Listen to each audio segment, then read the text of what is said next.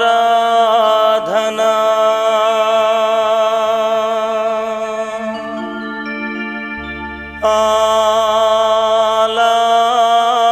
ఆలాపనా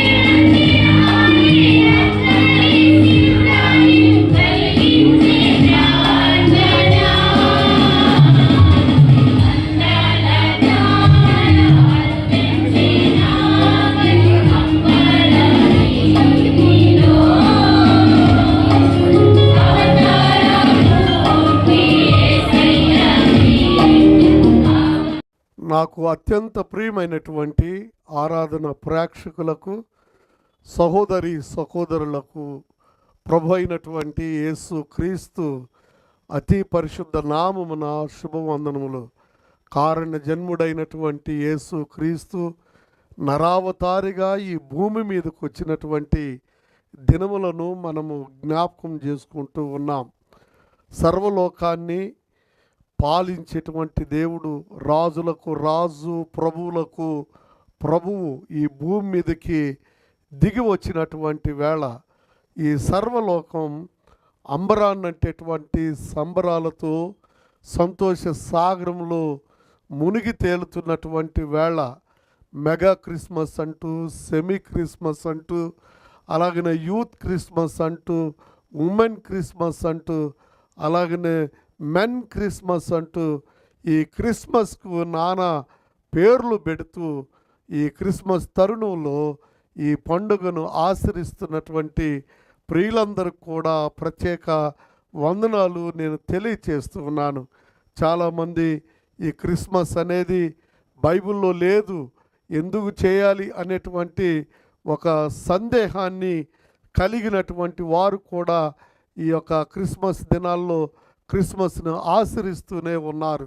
అలాగనే మరి క్రిస్మస్ అనగానే చాలామందికి ఆనందదాయకమైనటువంటి విషయాలు ఏంటంటే, మరి క్రిస్మస్కి పండుగ ఆచరించడానికి మరి మంచి క్రొత్త బట్టలు కావాలని, అలాగే తినుబండ్రాలు చేసుకోవాలని, ఇల్లును చక్కబెట్టుకొని శుభ్రం చేసుకోవాలనేటువంటిది ఎన్నో ఆశలు మరి మనందరికి కూడా ఉంటూ ఉన్నాయి. వీటన్నిటికీ ఆర్థికపరమైనటువంటి విషయాల్లో కొందరికి సరైనటువంటి స్థితిగతులను బట్టి కొందరు సంతోషంగా ఆనందంగా ఈ కార్యక్రమాల్ని జరిపించుకుంటూ ఉంటారు. మరికొంతమంది డబ్బులు లేనటువంటి వారు ఈ పండుగ ఎలా చేసుకోవాలనేటువంటి ఆలోచనలో ఉండొచ్చు. మీరేమీ భయపడొద్దు. దేవుని వాక్య భాగంలో ఈ క్రిస్మస్ పర్వదినాల్లో మరి దేవుని యొక్క దూత అనేక మార్లు భయపడకుడి అని అంటూ వాక్యంలో సెలవిస్తూ ఉన్నది. ఎందుకనంటే ఈ క్రిస్మస్ లోపు మీకు అందరికి కూడా ఒక ఫైనాన్షియల్ బ్రేక్ త్రూ అనేది ఒకటి జరగబోతూ ఉన్నది. ఇది నమ్మండి, దేవుడు మీ కార్యం చేయబోతున్నాడు. వాక్యంలోకి మనం వెళదాం. తలలు వంచండి, కళ్ళు మూసుకోండి, వీలుగా ఉంటే మోకరిల్లవలసిందిగా నేను మనవి చేస్తూ ఉన్నాను. ప్రార్థన అనగానే కళ్ళు మూసుకోవాలి. ప్రేమ నమ్మకం కలిగిన పరమ తండ్రి, మహోన్నతుడా, శ్రేష్ఠుడా, నీకు వందనాలు. ఈ సమయమందు నీ వాక్యాన్ని ధ్యానిస్తూ ఉంటుండగా వినగల చెవులు, గ్రహించగల హృదయాన్ని మాకు మీరు అనుగ్రహించి నడిపించండి. క్రిస్మస్లో సమాధానము, క్రిస్మస్లో శాంతి, క్రిస్మస్లో కాంతి, క్రిస్మస్లో నాయన ఆనందాన్ని వాక్యం వినుచున్నటువంటి బిడ్డలందరికీ దయచేయమని యేసు క్రీస్తు దివ్య నామును బట్టి అడిగి స్తోత్రించి ప్రార్థించి వేడుకుంటున్నాం పరమ తండ్రి. ఆమెన్ ఆమెన్ అని చెప్పినటువంటి ప్రియ శ్రోతలందరికీ కూడా ప్రత్యేక వందనాలు తెలియచేస్తూ ఉన్నాం. ఈ క్రిస్మస్ అనగానే మనము గొల్లలను గూర్చి వాక్యం వింటూ ఉన్నాం, నక్షత్రాలను గూర్చి వాక్యం వింటాం. అలాగనే దేవదూతల క్రిస్మస్, అలాగనే మరి యేసేపు మరియా క్రిస్మస్. కానీ దేవుని యొక్క వాక్య భాగములో నుండి ఓ శ్రేష్టమైనటువంటి సందేశాన్ని నేను మీ కొరకు తీసుకొని వచ్చి ఉన్నాను. దయచేసి పరిశుద్ధ బైబిల్ గ్రంథాన్ని తెరవలసిందిగా నేను మనవి చేస్తూ ఉన్నాను. ప్రియ శ్రోతలారా, ఈ క్రిస్మస్ దినాల్లో కుటుంబాల్లో నెమ్మది సమాధానం లేకుండా బాధపడుతూ ఉన్నారా? ఏం బాధపడనవసరంలా, మీ అందరి కోసం నేను చాలినంత ప్రార్థన చేస్తూ ఉన్నాను. మరి ఫోన్లు చేస్తున్న వారందరికీ నేను ప్రత్యేకంగా ఆ ఉపవాసాలు ఉండి ప్రార్థిస్తూ ఉన్నాం. ముక్త కంఠంతో దేవుని దగ్గర గోజాడి మేము ప్రార్థిస్తున్నాం. మరి ఇబ్బందుల్లో, ఇరుకుల్లో ఉన్నటువంటి వారు ఏమాత్రం భయపడొద్దు. ఎందుకంటే ఈ క్రిస్మస్ సీజన్లో జక్రీతో దేవుని దూత భయపడొద్దు, నీ ప్రార్థన ఆలకించబడ్డదని దూత పలికింది. అలాగనే యేసేపుతో నువ్వు భయపడొద్దు, యేసేపు నీ యొక్క ప్రార్థన దేవుడు ఆలకిస్తున్నాడని. మరీతో కూడా గాబ్రియేలు దూత దయాప్రాప్తురాల నీకు శుభం, నువ్వు భయపడొద్దు అని సెలవిచ్చింది. క్రిస్మస్లో చాలా విషయాలు మనం నేర్చుకోవచ్చు. అందులో కొన్ని మాటల్ని ఈరోజు మనము ధ్యానం చేయబోతూ ఉన్నాం. యెషయా భక్తుడు రాసినటువంటి 9వ అధ్యాయము 6వ వచన భాగాన్ని నేను చదువుతూ ఉన్నాను. దయచేసి గమనించవలసిందిగా మనం చేస్తూ ఉన్నాను. యెషయా గ్రంథం 9వ అధ్యాయము 6వ వచనం, ఏలయనగా మనకు శిశువు పుట్టెను, మనకు కుమారుడు అనుగ్రహించబడెను, ఆయన భుజము మీద రాజ్యభారముండును, ఆశ్చర్యకరుడు, ఆలోచనకర్త, బలవంతుడైన దేవుడు, నిత్యుడగు తండ్రి, సమాధానమునకు కర్తయని ఆయనకు పేరు పెడుతూ అని దేవుని వాక్యము సెలవిస్తుంది. ప్రియులారా, దేవుని వాక్య భాగములో యేసు ప్రభువుకి ఇయ్యబడినటువంటి 5 నామములలో మొట్టమొదటి నామము ఆశ్చర్యకరుడని దేవుని వాక్యము సెలవిస్తుంది. ప్రియ దేవుని బిడ్డలారా, ఈ లోకంలో ప్రతిదీ ఒక వింతగా మనకు కనబడుతుంది.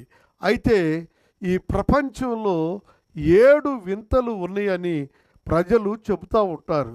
కానీ అత్యంత వింతైనది నరావతారి అయినటువంటి దేవుడు మరి నరావతారం ఎత్తటం ఒక గొప్ప వింత అయి ఉంటుంది. అందుకని దేవుని వాక్య భాగాన్ని మనం గమనించినట్లయితే యేసు ప్రభువునకు ఇయ్యబడినటువంటి మొదటి నామము ఆశ్చర్యకరుడని చెప్పబడ్డది. దేవుని వాక్య భాగాన్ని మనం గమనించినట్లయితే ఆకాశంలో నక్షత్రం పుట్టడం ఆశ్చర్యం, అలాగనే మరియా యేసేబులు మరి బెత్లెహేమునకు నడవటం ఆశ్చర్యమే. అలాగనే దేవుని యొక్క దూతలు పరలోకము నుండి గాన ప్రతిగానములు చేయుట ఆశ్చర్యమే. అలాగుననే గొల్లలు యేసు ప్రభు దగ్గరకు వచ్చి ఆయనను ఆరాధించటం, ఆయనకు సాగిలపట్టడం గొప్ప ఆశ్చర్యం. తూర్పు దేశము నుండి జ్ఞానులు యేసు ప్రభు దగ్గరకు రావడం ఆశ్చర్యం. అలాగనే ఆ జ్ఞానులు వారి పెట్టెలు విప్పి బంగారు, సాంబ్రాణి, బోళమును సమర్పించటం, ఈ 3 కానుకల్లో కూడా ఆశ్చర్యమైనటువంటి విషయాలు దాగి ఉన్నాయి. ఈ 3 కానుకలు వారు సమర్పించడంలో చాలా భావగర్భితము ఉన్నది. అయితే ప్రియులారా, ఈయన యొక్క యేసు ప్రభు ఈ లోకంలో పుట్టడం గొప్ప ఆశ్చర్యం కాబట్టి ఈయనకు ఆశ్చర్యకరుడనేటువంటి నామాన్ని అనుగ్రహించి ఉన్నారు. కాబట్టి ఆయన జననములో ఉన్నటువంటి ఆశ్చర్యకరమైనటువంటి విషయములను మనము ధ్యానం చేయబోతున్నాం. ఈరోజు వాక్య భాగంలో 3 శ్రేష్టమైనటువంటి విషయాలు నేను మీతో పంచుకోవాలని నేను ఆశపడుతూ ఉన్నాను. మొట్టమొదటిగా ఆ ఆశ్చర్యకరుడైనటువంటి యేసు క్రీస్తు యొక్క ప్రభు యొక్క జనన విధానాన్ని మనం గమనించినట్లయితే ఆయన కన్యకు గర్భమున జనించటం గొప్ప ఆశ్చర్యము. రెండవదిగా జనించినటువంటి ఆ యేసు ప్రభు యొక్క కార్యములు ఆశ్చర్యము. మూడవదిగా యేసు ప్రభు యొక్క జీవిత విశేషాన్ని మనం గమనించినట్లయితే ఆయన బాప్తిస్మము తీసుకున్నప్పుడు కొన్ని ఆశ్చర్యకరమైనటువంటి సంఘటనలు సంభవించినాయి. కాబట్టి ప్రియ దేవుని బిడ్డలారా, దయచేసి గమనించండి. యేసు ప్రభువారు కన్యక గర్భమందు ఉద్భవించటంలో ఉన్నటువంటి భావగర్భితం ఏమనగా, మనమందరము కూడా జన్మ కర్మ పాపములను కలిగి ఈ లోకములో పుట్టి ఉన్నాము. కాబట్టి యేసు ప్రభు యొక్క పుట్టుకకు మన పుట్టుకకు చాలా వ్యత్యాసము ఉన్నది. కారణం ఏంటంటే మన రక్తములో జన్మ పాపము ఉన్నది. ఈ పాపము మొదటి ఆదామైనటువంటి ఆది మానవుడైన ఆదాము నుండి ఈ పాపము ఈ లోకములో పుట్టిన ప్రతి వానికి కూడా ఈ పాపము అంటుకున్నది. అందుకని యేసు ప్రభువారు దేవుని వాక్యాన్ని మనం చదువుతూ ఉంటున్నప్పుడు యేసయ్య ఈ లోకంలో పుట్టడానికి కన్యక గర్భమందు ఉద్భవించడానికి ఆదికాండము 3వ అధ్యాయము 15వ వచన భాగాన్ని మనం గమనించినట్లయితే నీ సంతానమునకు స్త్రీ సంతానమునకు వైరము కలుగజేస్తానని మొట్టమొదటి ప్రవచనము ఆదికాండములో రాయబడి ఉంది. ప్రియ దేవుని బిడ్డలారా, ఈ వైరాన్ని దేవుడు మరి కలుగజేసి మరి తప్పనిసరిగా ఆ స్త్రీ సంతానము అనగా కన్య గర్భమందు దేవుడు పుట్టినట్లు ఆ యేసుక్రీస్తు ఆదియందు వాక్యమై ఉండి ఆ వాక్యమునకు శరీరధారిగా ఈ లోకమునకు వచ్చేటట్లు దేవుని యొక్క సంకల్పం. మరి ఒక ఆశ్చర్యమైనటువంటి విషయాలు ఏంటంటే మన రక్తం వేరు, యేసు ప్రభు యొక్క రక్తం వేరు. మరియలో ఆయన పుట్టాడు కాబట్టి మరియ రక్తం ఆయనలో ఉందని చాలామంది అనుకున్నారు. కానీ ఆయన పుడికి ఆయన DNA టెస్టులు చూసి యెరూషలేములో ఉన్నటువంటి ఆ యొక్క ప్రయోగశాలల్లో DNA టెస్టులకు సంబంధించినటువంటి ఆ యొక్క రక్త నమూనాలు అక్కడ భద్రపరచబడ్డాయి. అంటే యేసు ప్రభు రక్తము పరిశుద్ధమైనది, నిష్కళంకమైనది, నిర్దోషమైనది అని దేవుని వాక్యము మొదటి పేతురు పత్రిక 1వ అధ్యాయము 18వ వచన భాగంలో మనం చూస్తాం. అందుకని ఈ కన్య గర్భమందు ఉద్భవించటానికి నిజంగా మరి ఆ యొక్క స్త్రీలలో ఆశీర్వదించబడినటువంటి మరియతో దూత పలికినటువంటి మాటను నేను మీకు జ్ఞాపకం చేస్తాను. లూకాసు వార్త 1వ అధ్యాయము 30వ వచనం నుండి 35 వచన భాగాలు మనం చదువుతూ ఉంటున్నప్పుడు దేవుని యొక్క దూత మరియను దర్శించినప్పుడు, దయాప్రాప్తురాల మరియా, నీకు శుభము కలుగునుగాక, నీవు స్త్రీలలో ఆశీర్వదించబడిన దానవు, పరిశుద్ధాత్ముని యొక్క శక్తి నిన్ను కమ్ముకుంటుంది, నీ గర్భమున పుట్టబోతున్నటువంటి ఆ కుమారుడు గొప్పవాడై దావీదు సింహాసనమును ఏలేటువంటి వాడని చెప్పినప్పుడు దేవుని మాటలు విన్న ఆ మరియ చాలా భయపడిపోయింది.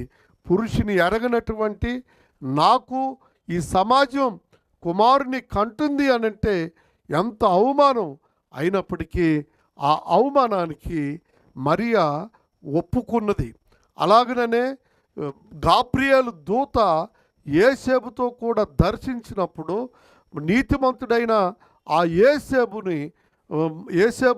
నువ్వు భయపడొద్దు, నీ భార్య అయినటువంటి మరియా అది పురుషుని వలన కలిగిన గర్భం కాదు, పరిశుద్ధాత్మ వలన కలిగినటువంటి గర్భం అని నిర్ధారణ చేసి అతనుకున్నటువంటి సంశయమును సందేహమును తీర్చగా వారిద్దరూ కూడా ఆ యొక్క నజరేతు నుండి బెత్లెహేమునకు వారు ప్రయాణం చేశారు. రక్షకుడు పుట్టడానికి ఒక బీద యేసేపు, బీద మరియా వారిని ఏర్పాటు చేసుకొని ఈ లోకానికి ప్రభువారు వచ్చున్నారు. ప్రియ దేవుని బిడ్డలారా, ఈ లోకంలో మీకు అవమానాలు, ఈ లోకంలో పేదరికం ఇవన్నీ మీలో ఉంటే దేవుడు మిమ్మల్ని హెచ్చించబోతున్నాడు, మీకు సహాయం చేయబోతున్నాడు, మిమ్మల్ని ఆదుకోబోతున్నాడు. మీకు ఒక బ్రేక్ త్రూ అనేటువంటిది మీ జీవితాల్లో జరగబోతున్నది. ప్రియ దేవుని బిడ్డలారా, ఎన్ని కష్టాలు వచ్చినా, ఎన్ని నష్టాలు వచ్చినా ఈ మరియా యేసేపు ఆ ప్రభువునకు మరి ఆయన జన్మకి కారకులయ్యారు. ప్రియ దేవుని బిడ్డలారా, దయచేసి గమనించండి. ఆశ్చర్యకరుడైనటువంటి దేవుడు మరి మరియ గర్భాన ఉద్భవించి ఆయన రాజులకు రాజు, ప్రభువులకు ప్రభు ఎక్కడో రాజనగర్లో పుడతాడని జ్ఞానులు ఊహించారు, లోకం ఊహించింది. కానీ ఎక్కడా స్థలం లేనందున పశువుల శాలలో ఆయన ఉద్భవించాడు. ఈ సమయమందు నేను ఓ విషయాన్ని మీతో పంచుకోవాలని ఆశపడుతున్నాను.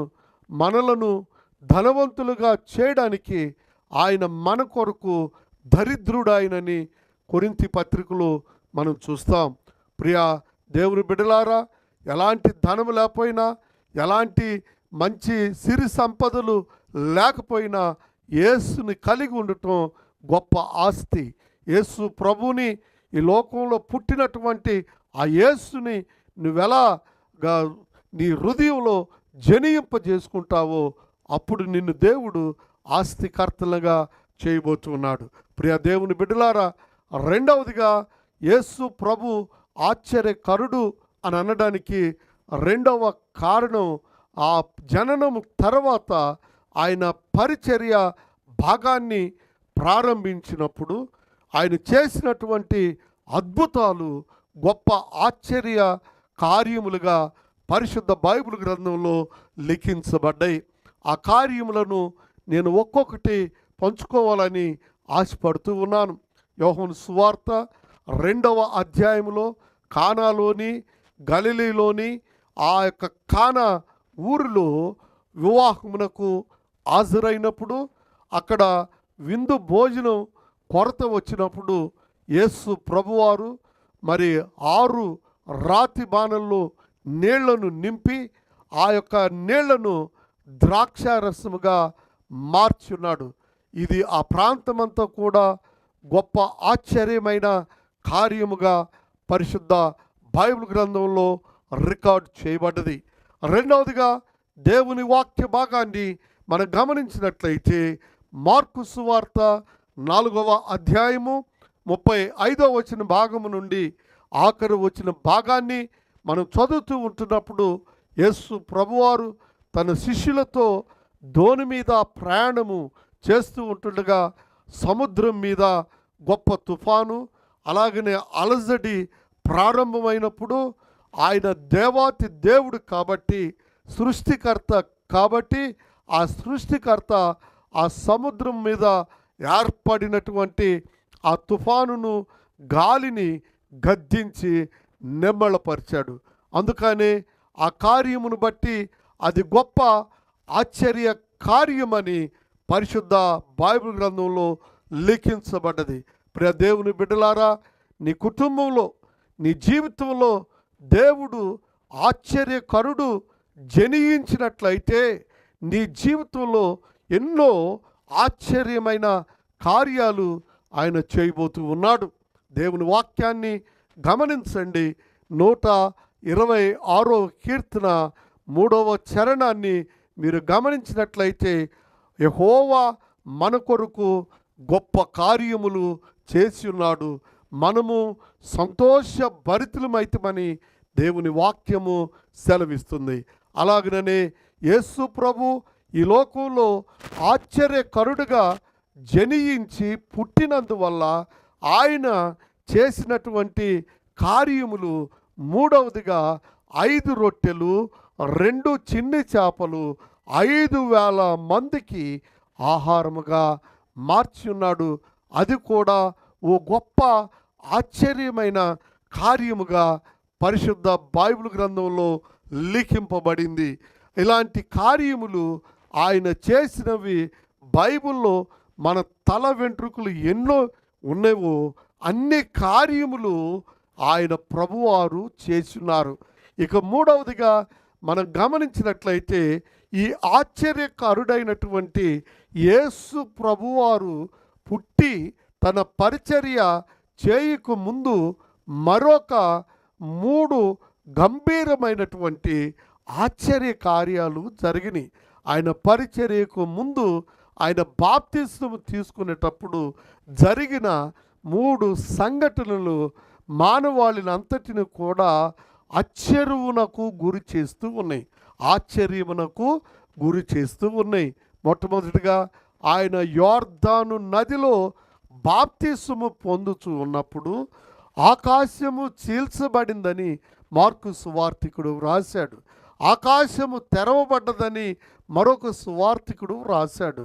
ఇది ఆకాశము చీల్చబడటం, తెరవబడటం అనేది ఈ సృష్టిలో చాలా గొప్ప కార్యమండి.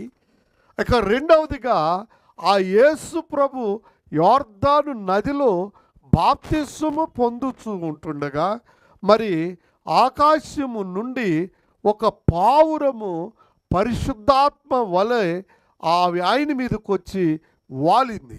మూడవ అద్భుతమైన ఆశ్చర్యమైనటువంటి కార్యము ఏంటంటే మరి ఆకాశము నుండి ఈయన నా ప్రియ కుమారుడు, ఈయన యందు నేను ఆనందిస్తూ ఉన్నాను.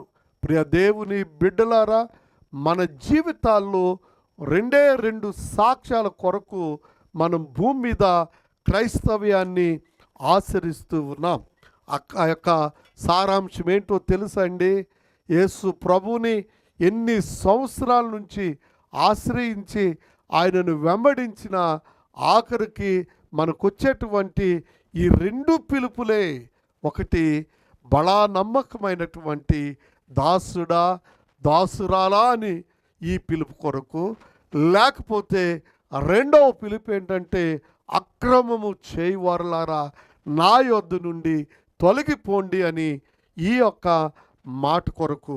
ఈ రెండిట్లో నీవు దేనికి పాత్రుడవు, పాత్రాలు? బలా నమ్మకమైనటువంటి దాసుడా దాసురాలని పిలిపించుకుంటావా, లేకపోతే ఈ లోకంలో అక్రమం చేసే వారులారా నా యొద్ద నుండి వెళ్ళిపోండి? ఈ క్రిస్మస్ యొక్క దినాల్లోని అక్రమాలు జరగకుండా సక్రమంగా ఈ క్రిస్మస్ని మనము చాలా సంతోషంగా జరుపుకుందాం. ఈ యొక్క సక్రమైనటువంటి విధానం అంటే ఆ క్రీస్తుని మన హృదయాల్లో జనింపజేసుకొని మన ఇంటికి ఆహ్వానించి ఆ క్రీస్తు ప్రభుతో ఈ ఆశ్చర్యకరుడైనటువంటి దేవునిని మనం కలిగి ఆ పండుగను ఆచరించాలి. పండక్కి ఒంటి మీద పండగ లేదయ్యా, బట్టలే తెచ్చుకోలేదు, అలాగే పంటి కింద పండగ, మాకు ఇంకా తినుబండరాలకి స్వీట్లకి డబ్బులు లేవు, ఇంటి అందు పండగ, ఇల్లు శుభ్రం చేసుకోవాలా, సున్నం కొట్టించుకోవాలా, ఏమీ పర్వాలేదండి. ఈ మూడు లేకపోయినా క్రిస్మస్ని మనము ఆచరించవచ్చు. ఈ మూడు లేకపోయినా క్రీస్తు ప్రభు మన హృదయంలో ఆయన జనించి ఆశ్చర్యమైన కార్యాలు జరిగించమని ఆయన కోరుకుందాం. మీకు ఈ పండుగలోపు కొన్ని ఆశ్చర్యమైన కార్యాలు జరగబోతున్నాయి. భయపడొద్దు, దిగులు పడొద్దు, జడి వద్దు. యేసు క్రీస్తునందు విశ్వాసం ఉంచండి. ఆ కార్యములు ఈ కొద్ది దినముల్లోనే మీకు జరుగుతున్నాయి. ధైర్యంగా ఉండండి, ధైర్యంగా ఉండండి. దేవుడు మిమ్మను దీవించుగాక. మీకు ఏదైనా సమస్యలు ఉంటే నాకు వెంటనే మరి ఫోన్ చేయండి, ప్రార్థన చేస్తున్నాను. ఫైనాన్షియల్ అసిస్టెన్స్ కొరకు, అలాగనే కుటుంబాల్లో మరణాలు ఉన్నాయి, అక్కడక్కడ వేదన పడుతూ ఉన్నారు, వాళ్ళందరి కోసం మేము ప్రార్థిస్తున్నాం. వివాహాల కొరకు ప్రార్థిస్తున్నాం, కోర్టు సమస్యల కొరకు ప్రార్థిస్తున్నాం. మీ అందరి కోసం నేను ప్రార్థన చేస్తున్నాను. ప్రభు చిత్తమైతే మరి కార్యక్రమం వచ్చేవారు వస్తుందో లేదో నాకు తెలియదు, కానీ అంతవరకు మిమ్మల్ని దేవుడు నిండారుగా దీవించి ఆశీర్వదించునుగాక. అందరికీ వందనాలండి. ప్రార్థన.